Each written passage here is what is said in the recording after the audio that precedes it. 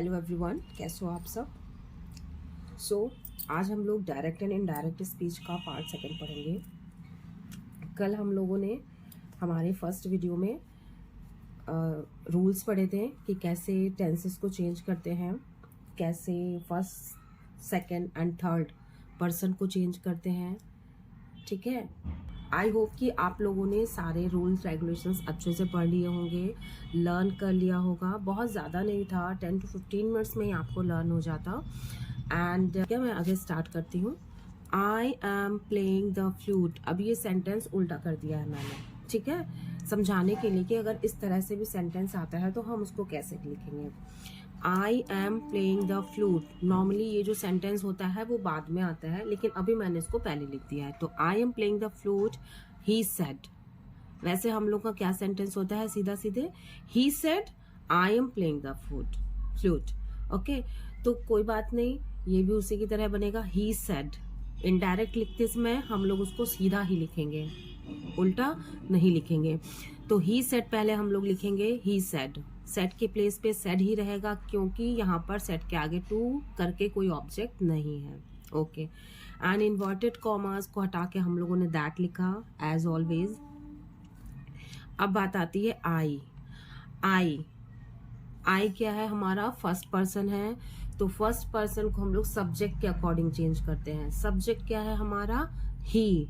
अगर ही की जगह पर किसी का नाम होता, किसी लड़के का नाम होता, तो हम लोग लड़के के लिए ही लगाते हैं, लेकिन यहाँ पहले से ही दिया हुआ है, सो दैट हम लोग ही को एज इट इज लिख देंगे, आई के प्लेस पर ही।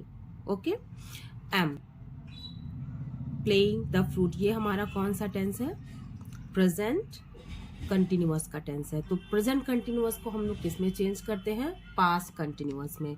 तो पास्ट कंटिन्यूअस में जब चेंज करेंगे तो कंटिन्यूअस में दो हेल्पिंग वर्ब लगती है, was and were, according to the subject. तो यहाँ पर सब्जेक्ट आई था, तो इसलिए यहाँ पर एम लगा था, क्योंकि आई के साथ एम लगता है, ठीक है, प्रेजेंट में। ओके, अब ही था, तो अब यहाँ ही है, ही के साथ पास्ट की कौन सी हेल्पिंग वर्ब लगेगी, वॉज। या तो हम लोग ये टेंसेस के थ्रू जा सकते हैं, या तो इस तरह समझ सकते हैं कि ये प्रेजेंट में ये जो सेट दिया हुआ है ये पास्ट का है, तो जब हम लोग ये सेंटेंस आगे का बनाएंगे तो इसको भी पास्ट में लिखेंगे, और पास्ट में जो आईएनजी फॉर्म होता है उसके साथ हेल्पिंग वर्ब क्या लगती है, वॉज या वर लगती है।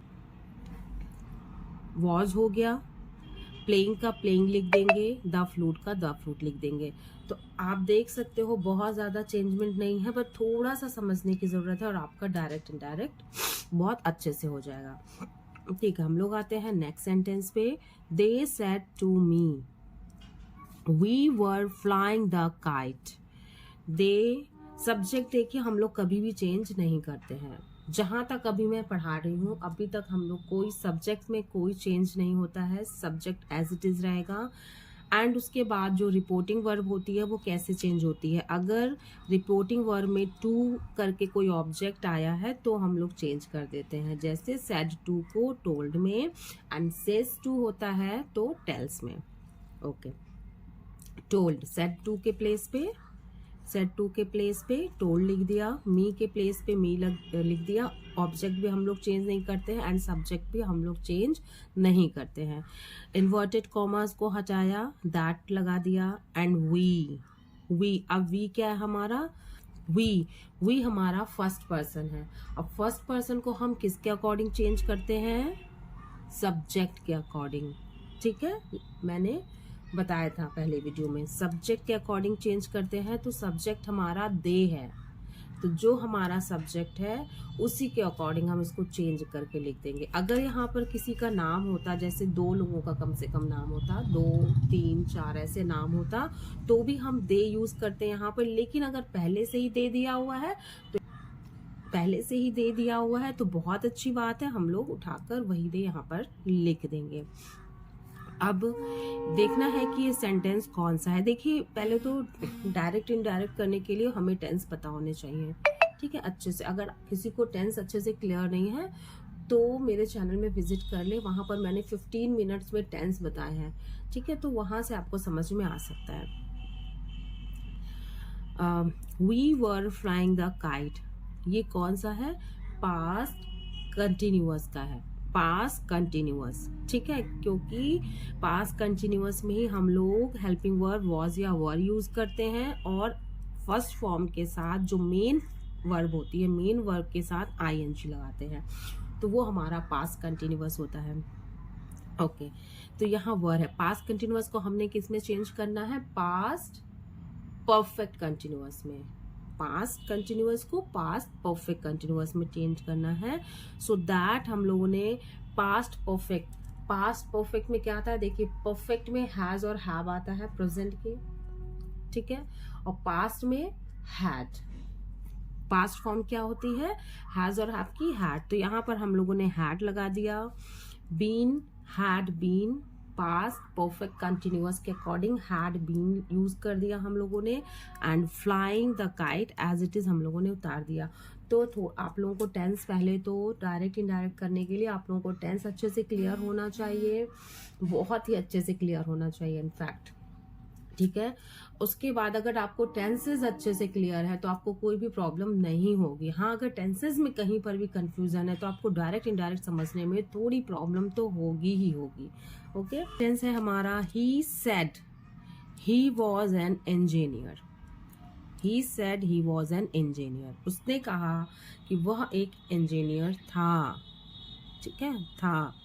ही सेड, सब्जेक्ट में कोई चेंज नहीं करते हैं। रिपोर्टिंग वर्ब भी अगर अकेले है तो उसको भी चेंज नहीं कर सकते हैं। आप लोग देखते ही आ रहे हो कितने ढेर सारे मैंने एग्जांपल्स दिए हैं, किसी में भी चेंज नहीं होता है, और अगर होता है तो किस तरह से होता है।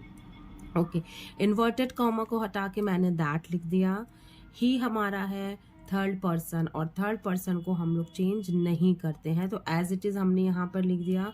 अब वॉज एन इंजीनियर, ये कौन सा है हमारा? ये हमारा सिंपल पास्ट, ये हमारा सिंपल पास्ट है, ठीक है, सॉरी सिंपल पास्ट है। तो सिंपल पास्ट को किस में चेंज करते हैं? पास्ट परफेक्ट में। Okay, past perfect. अब पास्ट परफेक्ट आया तो परफेक्ट के अकॉर्डिंग हैड हमने लगा दिया, और वीन यहाँ क्यों लगाया? ये तो पास्ट परफेक्ट है, पास्ट परफेक्ट कंटिन्यूअस नहीं है। क्यों लगाया? क्योंकि ये sentence he was an engineer, ये जो सेंटेंस है ये बता रहा है कि वह एक इंजीनियर था, इससे कंफर्म हो रहा है कि वह एक इंजीनियर था। और यहाँ पर बीन मैंने लगाया है यही बताने के लिए कि he had been an engineer, वह एक इंजीनियर रह चुका है, वह एक बीन, बी जो फर्स्ट फॉर्म है, बी फर्स्ट फॉर्म का क्या मतलब होता है? बी का होना, बी मीन्स होना। तो अब ये चूंकि हम लोग परफेक्ट में सेंटेंस बना रहे हैं, पास्ट सिंपल पास्ट को हम लोग पास्ट परफेक्ट में बना रहे हैं, तो हम लोग को थर्ड फॉर्म लगानी है। पहले तो हैड थर्ड फॉर्म है, एंड बी का थर्ड फॉर्म होता है बीन, सो दैट्स व्हाई हम लोगों ने यहाँ पे बीन का यूज किया। He had been an engineer, वह इंजीनियर रह चुका है। नेक्स्ट सेंटेंस है हमारा, she said to her mother I broke my toys, उसने अपनी मम्मी से कहा कि मैंने अपने खिलौनों को तोड़ दिया। सब्जेक्ट की जगह पे उतार लिया। अब यहाँ पर सेड टू है तो टोल्ड कर देंगे, हर के प्लेस पे हर, मदर के प्लेस पे मदर, यानी ऑब्जेक्ट हमारा एज इट इज रहेगा, केवल ये रिपोर्टिंग वर्ब चेंज होता है जब ये टू के साथ आता है। गुड। अब इन्वर्टेड कॉमास को हटा के हम लोग दैट लगा लेते हैं। स्पीकिंग में दैट नहीं यूज करेंगे, दौड़ेगा, लेकिन रिटन वर्क में हम लोग को दैट लगाना है। अब आई हमारा फर्स्ट पर्सन है, तो फर्स्ट पर्सन के को हम लोग किसके हिसाब से चेंज करते हैं? सब्जेक्ट के अकॉर्डिंग। सब्जेक्ट हमारा क्या है? शी, ठीक है, तो शी को ही उठा के यहाँ पर लिख देंगे। अगर किसी लड़की का नाम होता तो लड़की के लिए हम लोग शी का यूज करते हैं, इसलिए हम लोग यहाँ शी लिखते, लेकिन यहाँ पहले से शी दिया हुआ है तो वह एज इट इज लिख देंगे। Very good. I broke my toys, अब ये कौन सा टेंस है हमारा? पास्ट इंडेफिनिट, क्योंकि सब्जेक्ट के बाद डायरेक्ट यहाँ पर मेन वर्ब आई है, ठीक है। तो पास्ट इंडेफिनिट को किस में चेंज करेंगे? पास्ट इंडेफिनिट का मतलब समझ रहे हो? सिंपल पास्ट, ठीक है। पास्ट इंडेफिनिट का मतलब है जो सिंपल पास्ट होता है उसके अंदर दो तरह के सेंटेंस आते हैं। एक जो अभी मैंने पहले बताया था, ही वॉज एन इंजीनियर वाला, इस तरह से देखिए सिंपल पास्ट में दो तरह के सेंटेंस आते हैं, एक जिसमें सब्जेक्ट के बाद हेल्पिंग वर्ब लगती है, इज, एम, आर, वॉज, वर करके, ठीक है। एंड दूसरा होता है इंडेफिनिट, जिसमें सब्जेक्ट के तुरंत बाद मेन वर्ब आती है, ओके, ठीक है। इंडेफिनिट तो सिंपल पास्ट को यानी कि पास्ट इंडेफिनिट को इसमें चेंज करेंगे पास्ट परफेक्ट में, ठीक है, पास्ट परफेक्ट में। तो अब वही बात आ गई, पास्ट परफेक्ट में चेंज करने के लिए परफेक्ट टेंस में हमें पता है कि हैज़, हैव, हैड लगता है, प्रेजेंट है तो हैज़, हैव, पास्ट है तो हैड, तो हैड लगा दिया। अब परफेक्ट में थर्ड फॉर्म का यूज़ होता है, तो ब्रोक का हमने ब्रोकन कर दिया, ब्रोक सेकंड फॉर्म है और ब्रोकन थर्ड फॉर्म है, ठीक है, थर्ड फॉर्म कर दिया। हर क्यों लगाया, क्योंकि यहाँ पर शी है, पहले आई था, आई के लिए हम लोग माई का यूज़ करते हैं अपने के लिए, शी के साथ हम लोग हर का यूज़ करते हैं अपने के लिए, इसलिए यहाँ पर हर लगा दिया हम लोगों ने, ट्वाइस का ट्वाइस आ गया, okay. She told her mother that she had broken her toys, good. Next sentence, Ishan said I must do that, Ishan का ईशान हो गया, सेड का सेड लिख दिया, इन्वर्टेड कॉमर्स को हटा के दैट लिख दिया। I is a first person को हम लोग ईशान के हिसाब से चेंज करेंगे, ईशान सब्जेक्ट है एंड ईशान क्या है, लड़का है। और अगर हमें नहीं भी पता है कि ये लड़का है या लड़की है, समटाइम्स नेम में कंफ्यूजन हो जाती है, हमें नहीं समझ में आता है कि ये लड़का है या लड़की, तो हम लोग ही का यूज़ करेंगे, मेल वर्ड का यूज़ करेंगे, ठीक है। तो ही हम लोगों ने यहाँ लगा दिया। मस्ट का हम लोग मस्ट भी लिख सकते हैं एंड हैज टू भी लिख सकते हैं, मैंने आप लोगों को बताया था टेंसेस को चेंज करने के टाइम पे। एंड डू का डू हो गया, दैट का दैट हो गया। Ishaan said that he must do that और he had to do that, okay fine. Next है हमारा where are you going, asked girl, asked the girl या आस्क्ड गर्ल। तो लड़की ने पूछा कि तुम कहाँ जा रहे हो। डायरेक्ट तो हमारा उल्टा है, लेकिन इनडायरेक्ट में हम लोग सीधा ही बनाएंगे जब भी बनाएंगे। द गर्ल आस्क्ड या इंक्वायर्ड, तो आस्क के प्लेस पे हम लोग इंक्वायर्ड भी कर सकते हैं, क्योंकि पूछ रहे हैं मतलब हम लोग इंक्वायरी कर रहे हैं, ठीक है। दोनों का मतलब यहाँ पर सेम हो जाता है कि हम लोग आस्क भी लिख सकते हैं, सही है, इंक्वायर्ड भी लिख सकते हैं। तो दोनों में से कोई भी लिखिए आपको जो अच्छा लगता है। एंड इन्वर्टेड कॉमर्स को हटा के दैट लिखा हमने, वेयर के प्लेस पे वेयर लिखा, यहाँ पर आई क्यों लिखा, तो देखिए यहाँ वेयर का हम लोगों ने वेयर लिख दिया और आई यहाँ क्यों लिखा, क्योंकि यू हमारा सेकेंड पर्सन है और यू किसके अकॉर्डिंग चेंज होता है, ऑब्जेक्ट के अकॉर्डिंग। डेफिनेटली देखिए यहाँ पर ऑब्जेक्ट नहीं दिया हुआ है, जब भी ऑब्जेक्ट नहीं दिया होता है तो हम लोग अपने मन से समझ लेते हैं कि यहाँ पर टू मी लगा हुआ है, यहाँ पर मी लगा हुआ है। जब भी ऑब्जेक्ट नहीं दिया होता है तो जैसे सेड है और उसके आगे टू मी नहीं लगा हुआ है, ठीक है, तो बाय डिफॉल्ट वहां पर इनविजिबल टू मी हम लोग समझ के चलते हैं। अगर सेंटेंस में कहीं पर यू आ जाता है और सेंटेंस में, जैसे मैं यहाँ से समझाती हूँ, सेंटेंस में कहीं पर यू आ जाता है और यहाँ पर टू मी नहीं लगा हुआ है, तो हम लोग ये मान के चलते हैं कि यहाँ पर टू मी लगा हुआ है और ये जो हमारा ऑब्जेक्ट है इसके अकॉर्डिंग चेंज करते हैं यू को।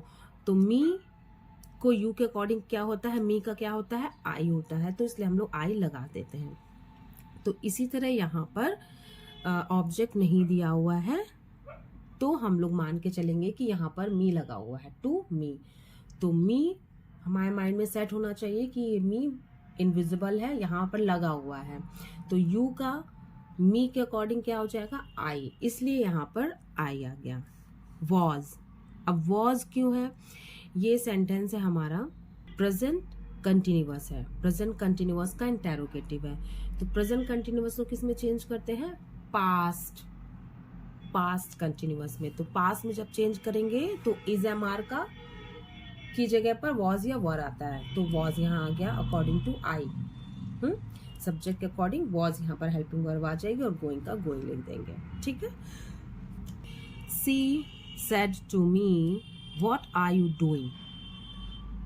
अब देखिए सेम ऐसे ही है, शी सेड टू मी, अब शी का शी आ जाएगा, आस्क्ड, सेड टू के प्लेस पे यहाँ पर आस्क्ड हमने क्यों लिखा, ऐसे तो हम लोग टोल्ड लिखते हैं, फिर यहाँ आस्क्ड कैसे आया, हम लोग लिख सकते हैं, क्यों, जब हमारा क्वेश्चन आगे का जो हमारा सेंटेंस होता है, जो हमारा रिपोर्टेड स्पीच होता है, वो अगर इंटेरोगेटिव है तो यहाँ पर हम लोग आस्क्ड लगाते हैं या इंक्वायर्ड लगाते हैं, क्यों, क्योंकि हम उनसे क्वेश्चन कर रहे हैं, हम उनको बता नहीं रहे हैं कुछ कि हम लोग टोल्ड लगाएंगे या टेल लगाएंगे, हम उनसे पूछ रहे हैं, तो आस्क्ड लगाएंगे यानी कि पूछना, या इंक्वायर्ड लगाएंगे, ठीक है, कि हम उनसे पूछ रहे हैं वेयर आर यू गोइंग या what are you doing, okay.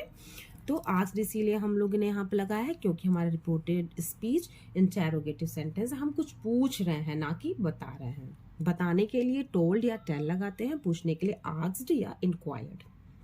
Inverted comma हटाया, दैट लगाया, व्हाट के प्लेस पे व्हाट लगाया। अब चूंकि ये क्वेश्चन है तो हाँ, तो अब देखिए ऐसे तो हम लोग यहाँ पर आर भी लगा, जैसे आर है तो आर के प्लेस पे ये प्रेजेंट का टेंस है, प्रेजेंट कंटिन्यूअस, तो प्रेजेंट कंटिन्यूअस को पास्ट कंटिन्यूअस में चेंज करेंगे तो वॉज आ जाएगा, तो ये वॉज हम लोग यहाँ पर। नेक्स्ट सेंटेंस है, she said to me I will या I shall be selling this old machine tomorrow. Subject as it is हम लोग उतारते हैं, हमेशा सब्जेक्ट में कोई चेंज नहीं होता है। सेड टू का हम लोगों ने टोल्ड कर दिया है, ठीक है। जब क्वेश्चन वर्ड होता है, जब इंटेरोगेटिव सेंटेंस होता है, हमारा रिपोर्टेड स्पीच जब इंटेरोगेटिव होता है, तभी हम लोग यहाँ पर आस्क्ड या इंक्वायर्ड लगाते हैं, यानी जब हम किसी से कुछ पूछते हैं तभी हम वहाँ पर आस्क्ड लगाएंगे या इंक्वायर्ड लगाएंगे, और जब हम कोई चीज़ बताते हैं या कहते हैं, किसी को कोई बात बोल रहे हैं, किसी के बारे में बता रहे हैं, तो टेल या टोल्ड लग गया, ऑब्जेक्ट भी एज इट इज आ जाता है। बार बार मैं इसलिए रिपीट कर रही हूँ ताकि माइंड में सेट हो जाए, ठीक है, क्योंकि ये हम लोग फेस टू फेस तो पढ़ाई हो नहीं रही है ना, कि मैं आप लोगों को कुछ समझ में नहीं आ रहा, आप लोगों ने डायरेक्ट पूछ लिया मैम इसका ये मुझे समझ में नहीं आया, मुझे बता दीजिए, तो इसलिए मैं बार बार रिपीट कर रही हूँ कि आप लोगों को कोई कंफ्यूजन रहे ही ना, माइंड में एकदम से सेट हो जाए। तो देखिए सब्जेक्ट कभी चेंज नहीं होता है और ऑब्जेक्ट भी चेंज नहीं होता है, केवल रिपोर्टिंग वर्ब चेंज होता है अगर सेड के साथ टू आया है या सेज के साथ टू आया है, ठीक है। तो टोल्ड हो गया, ऑब्जेक्ट मी हो गया, इन्वर्टेड कॉमास हटा के यहाँ पर हम लोगों ने दैट लिखना है, ठीक है। I is a first person हमारा सब्जेक्ट के अकॉर्डिंग चेंज होता है, सब्जेक्ट हमारा शी है यानी कि कोई गर्ल है, ठीक है, तो एज इट इज लिख देंगे शी, क्योंकि यहाँ पहले से ही दिया गया है कि शी। अब विल या शैल के प्लेस पे हम लोग वुड लगाते हैं, ठीक है, विल हो या शैल हो या वुड हो, तीनों में से कुछ भी यहाँ पर होगा, हम लोग वुड ही लिखेंगे। बी का वी आ गया, selling this old machine tomorrow. अब टुमारो को चेंज करके हम लोग क्या करते हैं, द नेक्स्ट डे हो गया। अब आता है, आई होप कि आप लोगों को समझ में आया होगा। मैंने पूरी कोशिश की है कि आप लोगों को अच्छे से समझा दूं, डायरेक्ट इनडायरेक्ट, क्योंकि कभी कभी बहुत कंफ्यूजन हो जाती है। मैं भी एक स्टूडेंट रह चुकी हूँ, तो मुझे भी पता है कि बच्चों को, सारे बच्चे एक जैसे नहीं होते हैं, किसी को जल्दी समझ में आ जाता है, किसी को देर से समझ में आता है। तो मैंने बहुत ही कोशिश करके बहुत ही अच्छे तरह से समझाने की कोशिश की। आई होप कि समझ में आया है। एंड ये है होम असाइनमेंट, ये कुछ सेंटेंसेस मैंने लिखे हुए हैं और इजी सेंटेंसेस है। आई होप कि आप लोग इन सेंटेंसेस के आंसर कमेंट बॉक्स में ज़रूर लिखेंगे, so that I can understand कि आप लोगों को समझ में आया है। तो मिलते हैं नेक्स्ट वीडियो में। Thank you so much, be happy, bye bye.